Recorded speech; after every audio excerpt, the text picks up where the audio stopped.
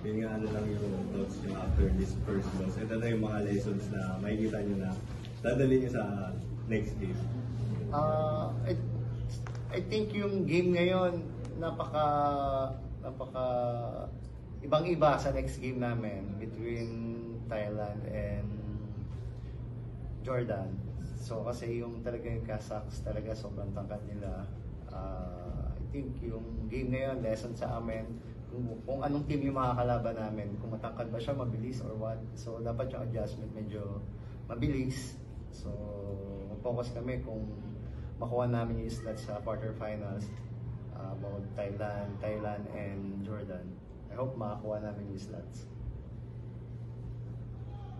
Both sa'yo lang, ano lang pakiramdam na ito hindi lang Creamline, kumbaga yung country rin yung nire-represent nyo dito sa ADC. Ako, syempre sobrang grateful ko kasi actually, ito din yung first time ko na mag-represent ng country sa indoor.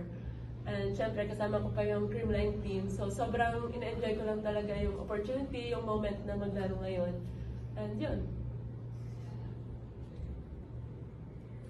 For Anna, you know this Jetizu team from your time in Kazakhstan, so I guess how did that help you in preparing for today's game, and I guess what were the nuances that you recognized when you played against them today? I think I knew the direction that players prefer. That definitely helped me on the block, though they were trying to avoid me. But I think overall, just like feeling the tempo of the team, you know, it was kind of like easier to know that these girls are always trying to hit over the block because they're so tall and they're always trying to hit it like deep. I think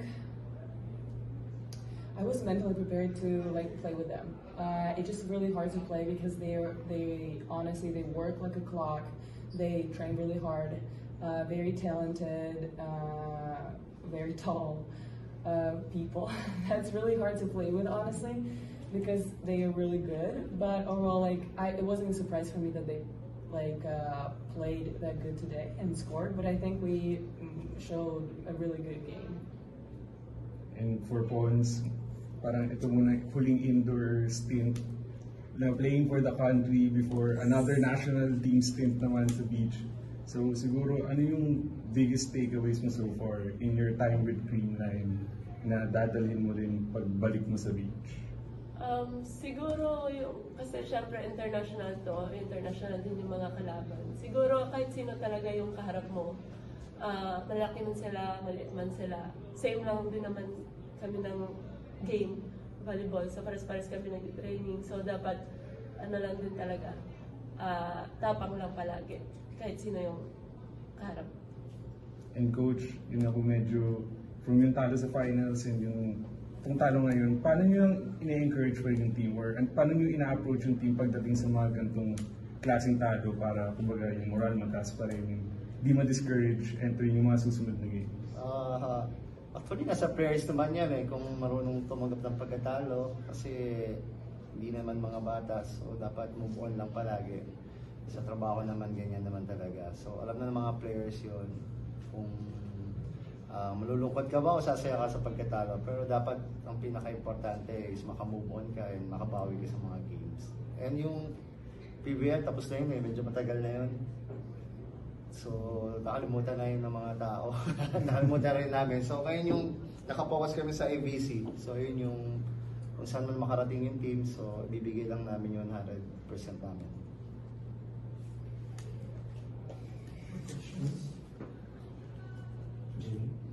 Anna, what will be the mindset heading to the next game if the team makes it to the quarterfinals? Since it's a knockout game.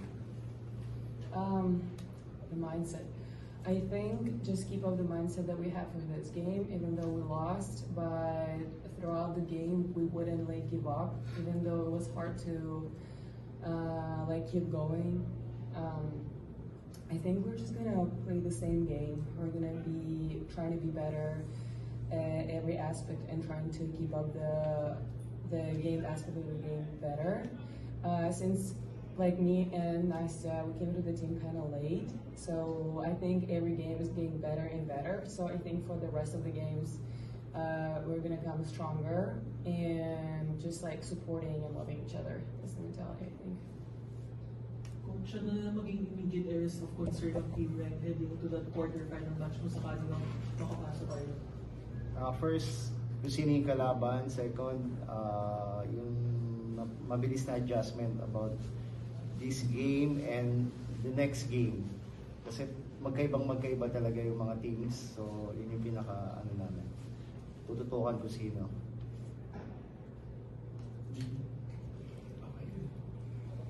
No more questions. And that